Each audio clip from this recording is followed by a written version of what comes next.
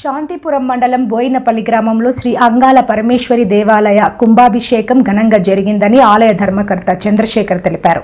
ఈ సందర్భంగా ఆయన మాట్లాడుతూ మాస శివరాత్రి సందర్భంగా శ్రీ ప్రసన్న అంగాల పరమేశ్వరి అమ్మవారి ఆలయ కుంభాభిషేకం వేద పండితులతో అగ్నిగుండం ఏర్పాటు చేసి ఘనంగా హోమాలు నిర్వహించడం జరిగిందని, అదేవిధంగా అమ్మవారి ఆదేశాల మేరకు ప్రతి అమావాస్య నాడు శ్రీ అంగాల పరమేశ్వరి అమ్మవారి శ్మశానం కొల్లి కార్యక్రమం అతి వైభవంగా నిర్వహించడం జరుగుతుందని, ఈ కార్యక్రమానికి భక్తులు పెద్ద సంఖ్యలో పాల్గొని అమ్మవారి కృపకు పాత్రలు కావాలని కోరారు. అభిషేకం చేసి ఇప్పుడు ఆ అమ్మ మశానానికి పోవాల్సిందిగా ఆ మశాన కొల్ల చేయాలనేసి ఊరోళ్ళు అది ఆ అమ్మ ఇది సంకల్పం కాబట్టి ఆ సంకల్పాన్ని నెరవేర్చేకి మేము అందరూ ఊరోళ్ళందరూ ముందుకుండి ఈ జాతరని చేయాలని మరి అందరికీ కోరుకుంటా ఉన్నాం.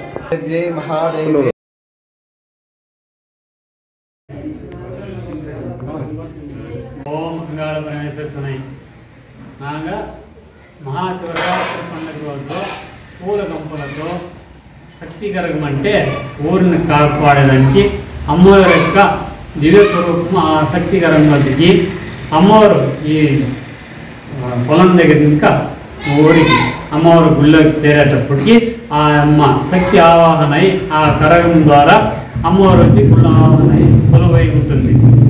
అప్పుడు ఈ అమ్మవారి ఊరందరినీ కాపాడుతున్న ఒక నమ్మకంతో అమ్మవారిని పూజిస్తాం. ఆయన వల్ల మరుసటి రోజు పెడతాం.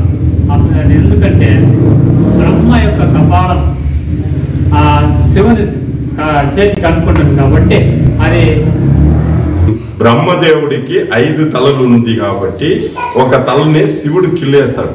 ఆ కిల్లినప్పుడు ఆ సరస్వతీదేవి బ్రహ్మశాపం పెట్టేస్తుంది. బ్రహ్మశాపం పెట్టినప్పుడు పరమేశ్వరుడు పైత్యమెక్కి మశానంలో ఉంటాడు. ఆ మశానంలో ఉండేటప్పుడు ఈ అమ్మవారు ఆమెకి కృష్ణుని అడిగేటప్పుడు అమ్మవారు కృష్ణుని అడిగినప్పుడు ఆయన చెప్తాడు, అమ్మ దీన్ని ఎవ్వరి వల్లనూ చేయని కాదు, నువ్వే అమ్మా దీనికి చేయగలిగే శక్తి ఉండేది నీకు ఒకదానికే అట్లని చెప్తాడు.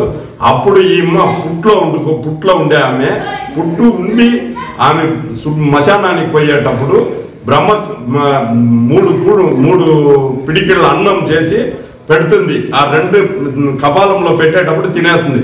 శివుడు ఆకలితో అలమటిస్తాడు. అప్పుడు ఏం చేస్తుందంటే ఈమె మశాన కొల్లలో చెల్లుతుంది.